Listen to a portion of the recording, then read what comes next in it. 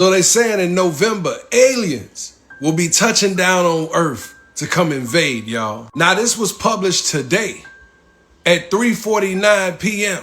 Scientists are saying that a mothership is headed in our direction. And if it continues its course, allegedly, by November, it will be on Earth. These scientists say that it's a possible hostile alien threat among us in only a couple of months. Now they're stating that they located this bizarre intergalactic object, which allegedly can be extraterrestrial spacecraft. I guess my next question is, should I get ready to pack?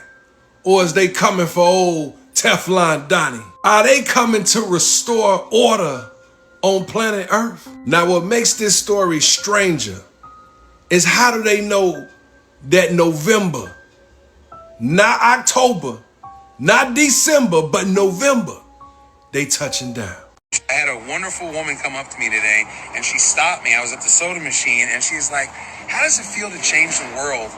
And I kind of knew what she meant, but I was a little bit struck at first. And then I was like, well, what do you mean? She's like, I see everything that's going on inside here. Shit, everybody sees what's going on in there. Mr. Tenderism making all the videos, but ain't getting paid. Keith Lee decided to pay them a visit. Says he wants to meet Mr. Tenderism himself. Was even willing to give this man a $4,000 tip. But of course, the security guards wouldn't let him. When you go to Google and you put in Mr. Tenderism, who pops up? Cause it's definitely not this guy. What's even crazy is they patent the word tenderism. Actually, two people patent the word back in mid to late November. Meanwhile, this man getting all the camera action, but none of the funds. Like that shit just ain't right. If Mr. Tenderism never came back to work, do you honestly believe this place will keep going? Somebody need to get this man his own place so he can start reaping the benefits. All I want to motherfucking know is why do people play with fate knowing that Lake Lanier is haunted? And not to mention that this motherfucker was built over a flooded town in Georgia? Everybody knows that this is one of the deadliest lakes in America. But why do people still get in this motherfucker? Just 2 weeks ago, a family was in a boat and it exploded on Lake Lanier. And not to mention over 700 lives lost in this motherfucker. People must forgot about that black community in the 1950s called Oscarville. I'm sure some of y'all know the stories and some of y'all don't. But this lake is haunted. Like, how could you want to swim in a lake that was built over towns and cemeteries? Like, you couldn't get me close to this motherfucker. Count me out. They even say it's still roads, buildings, and tombstones underneath this motherfucker. But all the tragedy that this lake has caused, why would people still want to risk themselves getting into this motherfucker? Are these people upside down on this roller coaster? Lord have mercy, count me out. This right here is the Manta, located at SeaWorld Orlando. Now with this 113-foot drop, ooh wee, hold on to your wigs. Count me out. But if you thought that was something, look at this motherfucker. Hell no, count me out. Now this flying coaster has been around since May of 2009. Now they say the duration of this ride is a little over 2 minutes, so you should have the time of your life. And don't worry about coming out of that motherfucker, cause you are locked in secure. But with all these turns and different inversions on this track, yeah, you can count me out. And if you thought this was something, this roller coaster is only going 56 miles an hour, but it feel like it's going way faster than that. Have you ever been on the Manta? And if so, what would you rate it out of the best roller coasters in the world? But I ain't gonna be able to do it. And I wish I would have knew this motherfucking shit a long time ago. You telling me we've been spending thousands of dollars and we could have been getting furniture for the fraction of that price? China has a vast manufacturing infrastructure that allows for large-scale production, which means that's why it's so cheap. Watch this. Who is the Chinese supplier of light luxury furniture? The supplier of various luxury brands is Mingxi International. It has been producing furniture for more than 35 years. Wow. Usually you spend $1,000 to buy furniture, but over here you only need 1/10 of the cost. A couple and bucks? There are many styles such as the Italian We need to hop luxury on style, that. modern minimalism style, American romantic style, and so on. It is one of the largest OEM factories for international brand if you want to source furniture from China. Now, I remember back in the day when we was in school, they used to tell us about imports and exports, how prices would be different. But who knew that the prices would be this different? Who knew that good old America would really be getting over us that hard? I mean, fucking us real hard. And before you mention anything about the shipping, oh man, the shipping is not that expensive as what you people think. They're basically telling you, hey, come shop with us, skip the middleman. So you telling me these motherfuckers is building a bridge underneath water right now for cars to travel through? Count me out. Now this undersea tunnel for travel is gonna be 27 kilometers long, almost 17 miles. And you expect for a motherfucker to trust somebody to stay underneath water in a tunnel that long? Who count your blessings? Couldn't be me. Now this motherfucking tunnel is supposed to cut a 11-hour trip into 35 minutes if you survive that motherfucker. Do you see how far them tunnels is underneath water? Ooh wee! Norway is about to be the first of its kind. Whoever decides to travel through that tunnel once they finish that motherfucker, you're gonna be one of a kind also. You're gonna have a lot of trust to travel through a motherfucker. We gonna call those guinea pigs. But to cut a 11-hour trip just down to 35 minutes, I'm sure a lot of people gonna risk it. But it couldn't be me. When I heard the name Incredible Hulk, it made me scared than a motherfucker. Made me truly think that this ride was gonna be rough than a motherfucker. Now when you entering inside this motherfucking tunnel, you thinking it's about to be something explosive. Something that's gonna change the whole way you look at roller coasters. But once it starts, it's just loops and loops. You can hear a lot of motherfuckers screaming from this ride, but ain't shit scary about this motherfucker. Normally you'll hear me say, count me out. But on this one, this ain't shit. First off, who was the engineers that built this motherfucker? Cause this right here was a total waste of a roller coaster. Besides going from side to side and a couple loop-de-loops, that's all you get on this motherfucker. I couldn't possibly see how someone would be afraid of this motherfucker. Probably the only thing to be afraid of is how long the line is to get on this motherfucker. So if you looking for an adrenaline rush, do not get on this motherfucker. How did y'all think this was gonna go?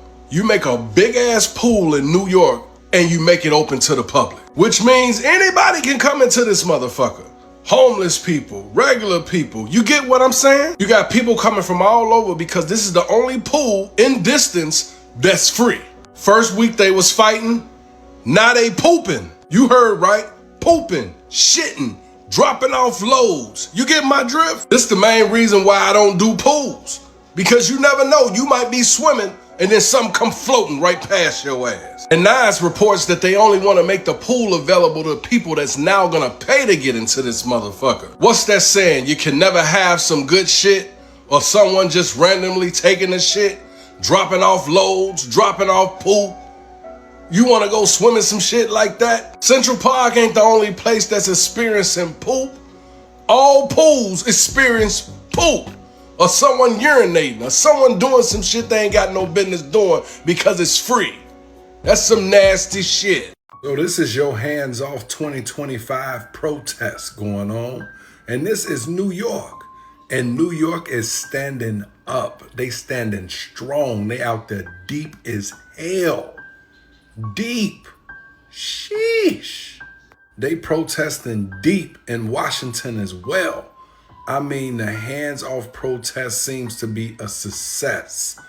Everybody is out there. Everybody is out there standing for what they truly believe in, and these protests are still going on as I speak. But what I have noticed from viewing all these different protests, not too many minorities are out there. I see a lot of people chose to stay at home. A lot of people decided to sit their ass down for this one, which I totally understand because I am one of them. Who knows how long these protests are gonna go on? Some states it's raining, but they still out there with umbrellas and all. Stand up for what you believe in, America. So on Tuesday in California, while everyone thought this was the grand finale, they didn't know that people was trapped fighting for their lives. Jesus Ramos, Johnny Ramos, and Junior Melendez basically took it upon themselves to go and try to find their sons that was trapped inside the explosion. People are unaccounted for after a warehouse that was storing fireworks went up in flames in a massive explosion yesterday. CAL FIRE said those 7 people are unaccounted for. First responders are trying to find them. They say this is still an active incident. Our family members state there was no police, no fire departments, no agencies that came to try to put out the fire. The police said the impact of the fireworks and other explosives made it difficult for people to try to go inside and rescue. That it wasn't safe for no one to enter in, so that's why no one responded. And still, there's 7 people still missing. I hope they all get found. Thoughts and prayers to all families that lost someone. Here's another bridge you couldn't catch me on, the Man Shack Bridge. Now, the Man Shack Bridge opened up in 1979. This twin concrete bridge spans the Man Shack Swamp, but also connecting Baton Rouge to New Orleans. But if you didn't know, this bridge spans over 22 miles long. Now, I hope you was one of those smart individuals that went and got a fill up before riding on this motherfucker, as there's no exit, so if you run out of gas, you just fucked. I hope you got a reliable vehicle riding down this motherfucker, but for me, count me out. The Man Shack Swamp is also a tourist attraction where you can see a lot of wildlife and alligators. Talk about becoming one with nature. Count me out. Like, why would people do that?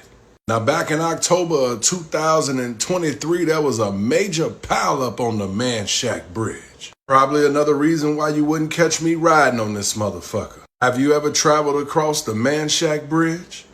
All I want to know is who was the motherfucker that came up with this idea to sacrifice people? All you need to know is count me out. So the Miami Zoo decided to build an underwater tunnel so you can view alligators and crocodiles. And you got to be a special type of person to go through one of these tunnels, because if that motherfucker starts to leak, lunch. Like, you see how that crocodile acting? One false move and that situation has become extreme. Is there a weight limit for you to go through this motherfucker? What if the tube leaks?